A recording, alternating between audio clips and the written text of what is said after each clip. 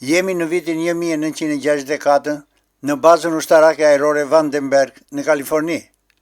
Filluan të shfaqen hije humanoidish misterios, misioni kryesor i cilëve është mjaft i qartë: neutralizimi i armatimeve nukleare. Ekzistojnë vende në botë ku ndodhin shpesh incidente të çuditshme këto 60 vitet e fundit. Këto incidente mbajnë larg vëmendjes publikut për shumë arsye, dhe një nga këto vende është dhe baza ushtarake ajrore Vandenberg në Kaliforni. Kjo është një nga bazat më të rëndësishme dhe më të ruajtur të Shteteve të Bashkuara të Amerikës. Ka një kohë të gjatë që te kjo bazë ka ndërhyrje të ndryshme, por këto ndërhyrje nuk kanë asnjë lidhje me histori spionësh kinez apo rus, që duan zbulojnë sekrete amerikane. Në këtë histori kanë filluar të shfaqen fuqishëm lojtarë të rinj, lojtarë që i dinë të gjitha sekretet amerikane. Qëllimi i tyre është të nxjerrin jashtë lojë armatimin më të madh dhe më të rrezikshëm të amerikanëve, dhe më në fund pjesa e publikut që nuk di asgjë se çfarë ndodh, pas më se 60 vjetësh ndërhyrje në këtë fushë, kemi një dëshmitar okular që përjeton një takim të afërt ballë për ballë me dy lloje jashtëtoksërësh që po kryenin diversion në këtë bazë. Ky ushtarak si rrjedhoi e betimit të bërë e ka mbajtur të fshehtë të sekret prej më se 60 vjetësh dhe vetëm para vdekjes bëri publike përpara kërkuesve UFO. Baza Vandenberg në Kaliforni është një nga bazat ajrore më të rëndësishme të ushtrisë amerikane, si në vitet 50-60 të shekullit të kaluar, ashtu dhe sot që po flasim.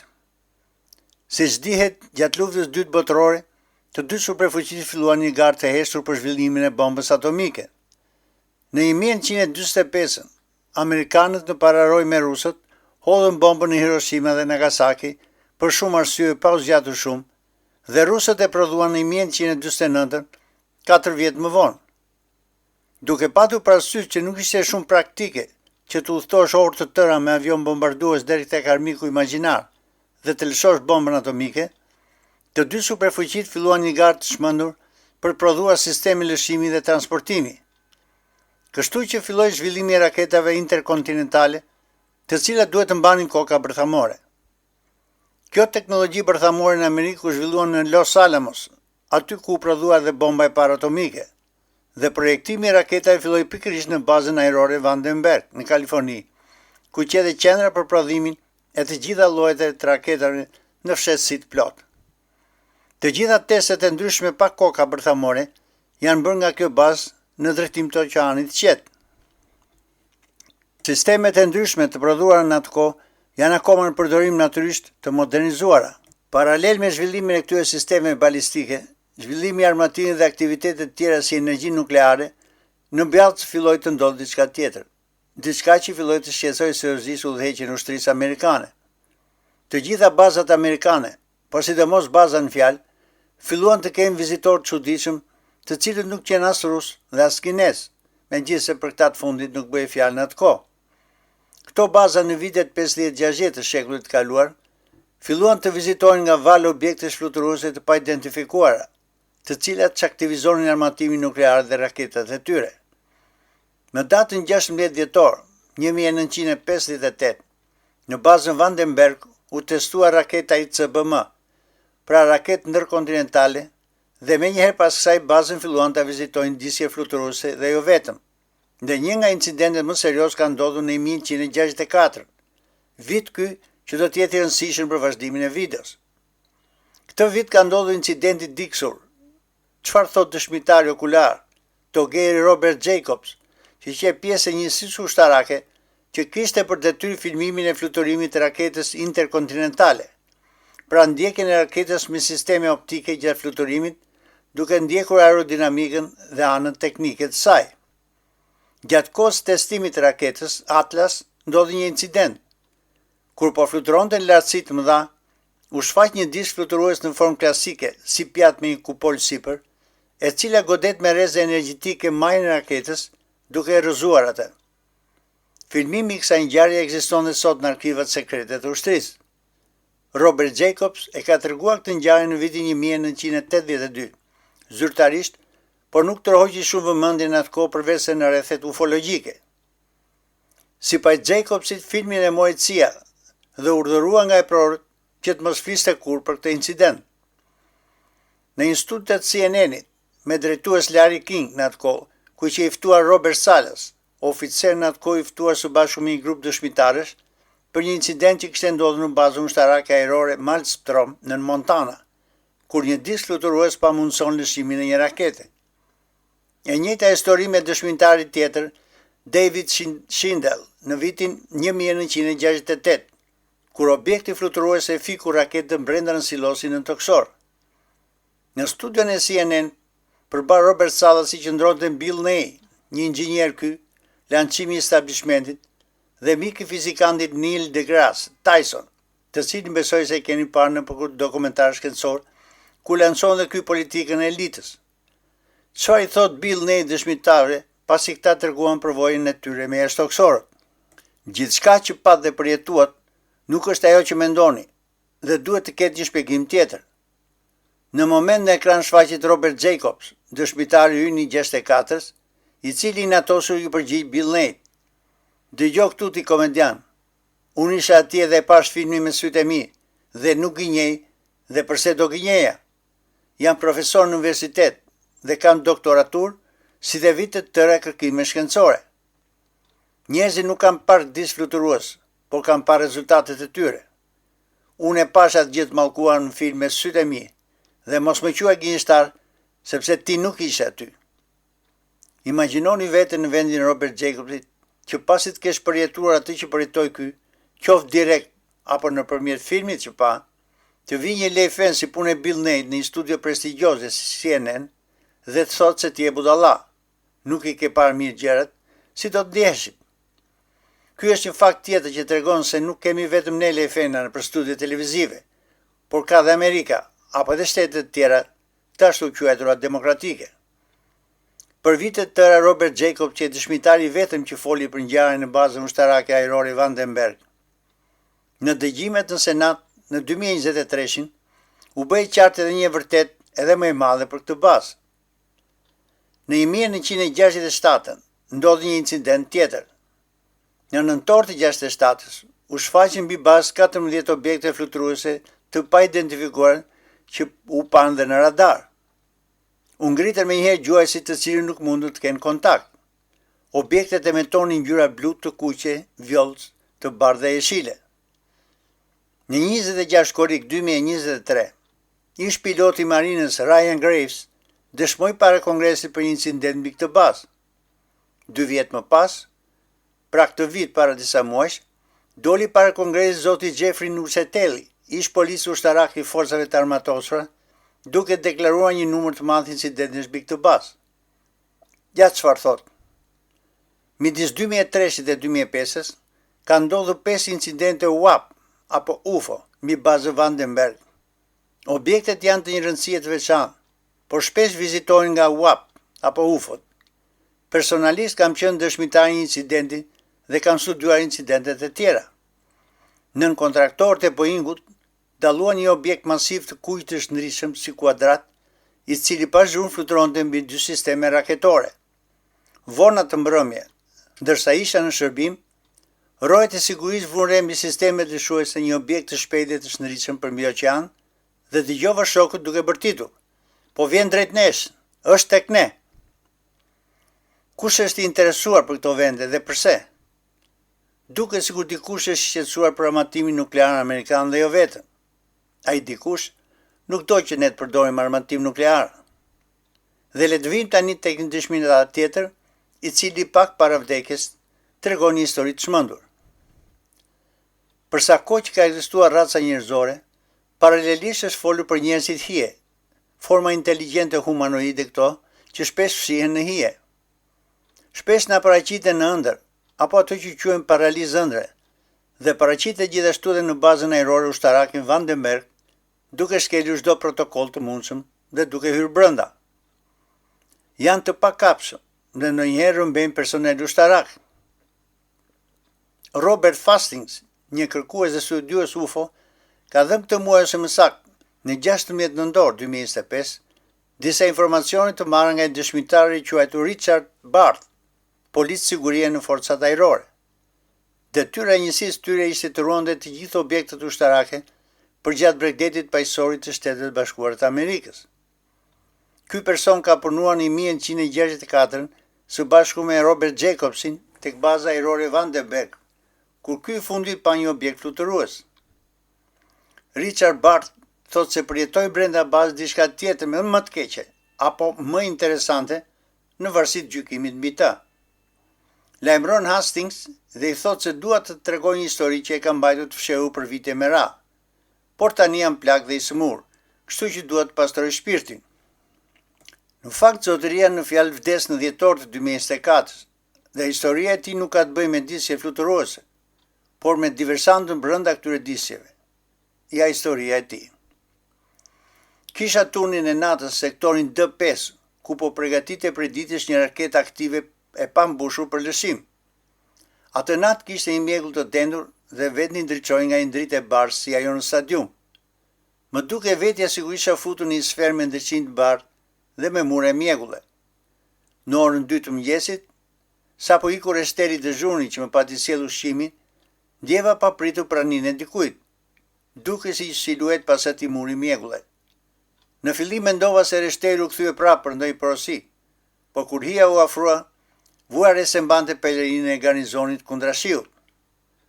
Kur hija u afrua më shumë, pata ndjesi se po depërtonte në trurin tim, dhe megjithëse nuk më kujtohet të ketë folur telepatikisht, kishte nën kontroll gjithë trupin tim.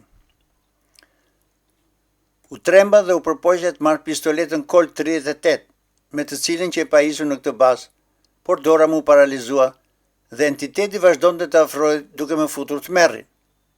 U futa në vend qëndrim, por e kuptoja se isha i burgosur. U përpoqja me sa mundesha të hapja derën, por nuk mundja derisa më rat fikët.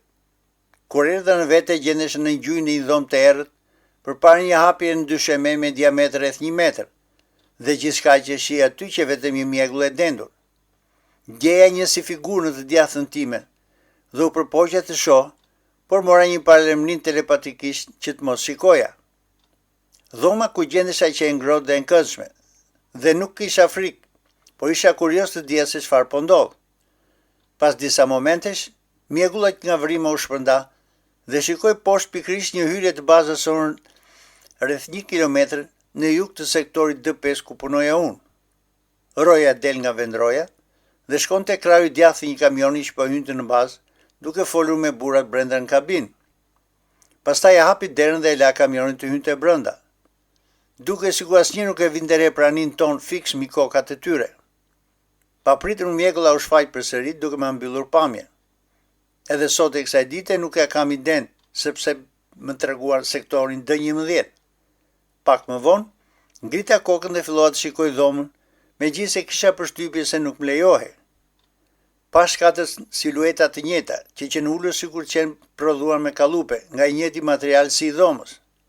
Dhoma që errët dhe figurat që në ngjyrë gri të errët, ndriçuar nga një dritë e zbetë që vinte nga muret. Kishin sy të mëdhenj, qenë tullas dhe kishin qafa të trasha dhe dukeshin si të porsalindur. Qenjet qenë të qeta dhe dukej që më shikonin. Tjetra që mbaj mend, që se kur u zgjova në vendroje isha në krahët e një entiteti që duke si njeri duke mbyllur sytë dhe duke mbajtur fort të mbyllur. Telepatikisht entiteti thot se vjen keq që u traumatizova, por kjo që e domosdoshme që të merrte të dhëna për silloset e raketave, sepse duhet të gjente mënyrën për ndalimin e lëshimit të raketave në rastin e luftës nukleare. Tha gjithashtu se toka për tash një aset i çmuar dhe nuk do të na lejojnë ta shkatërrojmë atë. Në tokë ka më shumë se një lloj rrallëse dhe midis tyre nuk janë të gjithë pozitiv si ne. Kanë marrëveshje midis tyre për të mos u ngatruar në punët tona, përveç rastit kur bëhemi të rrezikshëm për planetin. Unë ndjeva i sigur, më i sigur se një fëmijë sapo lindur në përqafimin e nënës. Entiteti u largua dhe unë i mbajta sytë dhe për një 10 minuta mbyllur. Kur hapa sytë, dielli ishte dalë duke lëshuar një dritë të verdhë mbi oqean. Ndjeva një dashuri të thellë kashia e asaj qenie dhe ndaj gjithë qenieve të gjalla. Shumë shpejt më zvendësuan dhe u ktheva në bazë me kamion që na shërbente. Atë natë të gjitha kujtimet më qenë fshirë, por 2 javë më vonë, herët në mëngjes pasi u zgjova, ngjarjet e asaj nate më kthyen prapë në memorie. Disa thonë se ka qenë ëndër, por unë e di mirë ndryshimin midis tyre. I hedh një sy shokut të dhomës dhe për një çast mendoj t'i tregoj gjithçka përjetova. Ai fle akoma. Më shkoi në mendje të raportoj incidentin, por ku dhe kujt? Po sikur të më dorëzoni si të shmendur tek personeli mjekësor dhe të më mbushni me injeksione. Në këtë moment pata një urdhër telepatik që të mos flas me asnjë për këtë incident, me asnjë, dhe për 20 vjet rresht e mbajta për vete këtë të fshet. Ndërkohë bëra dëshmitari të rojve për UFO-t duke shpresuar që të merrja përgjigje për atë natë. Në fund fillova t'ja tregoja ngjarjen një grupi të vogël miq që i besoja, dhe tani jam 82 vjeç dhe nuk gëzoj një shëndet të mirë. Nuk më intereson shkrimi ndonjë romani për ufologjin dhe nuk jam interesuar për famë. Përvoja ime në bazën ushtarake ajrore ushtarake Vandenberg është e vërtet dhe ne survejohemi nga entitete shumë herë më të zhvilluara se ne. Ata punojnë së bashku me raca tjera për t'i pamundsuar racës sonë përdorimin e armëve nukleare, të cilat paraqesin rrezik jo vetëm për ne, por edhe për ata. Për sa i përket këtyre humanoidëve në hije, për cilët bën fjalë dëshmitari, ajo nuk mund të jetë forma e vërtetë e tyre. Ka mundësi të jenë entitetet ngjashme me ne, që në botën e ufologjisë quhen tipi nordik i ashtoksorëve, të cilët bashkëpunojnë me raca të tjera. Forma në hije që shfaqen mund të jetë një lloj teknologjie që e përdorin që i mundson të fshihen. Ka shumë histori që tregojnë se këto lloj hije shkalojnë nëpërmjet murreve, duke hyrë më në zemër të vendeve më të ruajtura në botë, bile dhe brenda bunkerëve, duke mbledhur të dhëna dhe nganjëherë duke demonstruar forcën, duke shpontuar bombat nukleare. Energjia bërthamore, edhe kur përdorur për qëllime pozitive, prapë është mjaft e rrezikshme, dhe kjo është e provuar si në 1986 në Chernobyl, ashtu dhe në 2011 në Fukushima. Fatkeqësisht radiacioni vazhdon dhe sot e kësaj dite. Ky dëshmitar është një nga të shumtët në këtë fushë, dhe kur i bashkon të gjitha pikat e puzzlit, fillon dhe kupton se sa larg syve të publikut ndodhin gjëra që publiku është mirë t'i di. Edhe producenti Dave Farah në podcastin e Joe Roganit para disa ditësh, duke folur për dokumentarin e tij të ri për UFO-t, tha se kishte mbledhur bashkë një numër të madh dëshmitarësh të rëndësishëm në këtë fushë. Sipas dëshmitarëve amerikanët dhe rusët, me anë të testimet të tyre në ajër, për atë shpërthimeve nukleare në ajër, nuk kanë patur si qëllim testime, por goditjet e objekteve fluturuese jashtëtoksore, dhe disa herë kanë qenë suksesshëm. Racat jashtëtoksore duan të ruajnë të paprekur biosferën e planetit nga aktiviteti ynë nuklear, si dhe duan të ruajnë dhe veten e tyre. Ai grup qenies jashtëtoksor, që quhet Federata Galaktike, për të cilën kemi folur, janë në marrëveshje edhe me racat negative në këtë planet dhe nuk paraqiten akoma zyrtarisht, por punojnë në hije. Natyrisht që ka energji të pastër sa të duash falas, por qeveritë tona nuk duan dhe na robërojnë ne brenda agjendave të tyre. Agjenda këto në bashkëpunim me entitetet tjera që i leverdis kjo gjendje në tokë. Megjithatë, rastësisht apo jo, shumë shtete kanë hequr dorë nga testimet nukleare që në fillim vitet 90. I vetmi shtet që vazhdon eksperimente është Korea e Veriut zyrtarisht. Nuk është e rastishme shfaqja e dronëve mbi gjithë botën vitin e fundit mbi baza në të cilat ndodhen koka nukleare, ndërkohë që çuditërisht Trump deklaron një test të ri nuklear. Ndërkohë, në Holland dronën që ndodhen mbi bazën ushtarake Volkel, kësaj radhe ndodhi një kthes. Për herë të parë, një ushtri u përpoq të rrëzojë këto dronë zyrtarisht nga toka. Lajmi tha vetëm kaq. U përpoqën nga toka të godasin dronët mbi bazën ushtarake. Dhe çfarë ndodhi? Asgjë. Dronët u larguan dhe nuk u gjet asnjë rënoj në tokë. Çfarëdo që të kenë qenë, dronët kanë qenë rezistent ndaj armatime kundërajrore tona. Dhe qershia mbi tort, çfarë mban baza ajrore Volkel në Holland? Armatim nuklear amerikan. Të gjithë shfaqjet e dronëve në Danimark, Suedi, Norvegji, Gjermani dhe Angli kanë të bëjnë ekskluzivisht me armatimin nuklear amerikan. A kanë këto shfaqje dronësh kohët e fundit në Europën Veriore lidhje me ngjarjen e 64-s? Natyrisht që po. Njerëzit në hije logjikisht po shfaqen dhe sot e kësaj dite nëpër baza ushtarake, duke bërë punën e tyre. A duhet të ndjejmë dhe ne një dashuri të thellë kundër këtyre qenieve, siç ndjeu dëshmitari ynë të nesër ngjarjes kur u zgjua? Nuk e di, por po ju lej ju që ta mendoni. Vazhdoni të qëndroni në kanal, regjistroni Dhe deri tek emisioni i radhës, miru pafshim.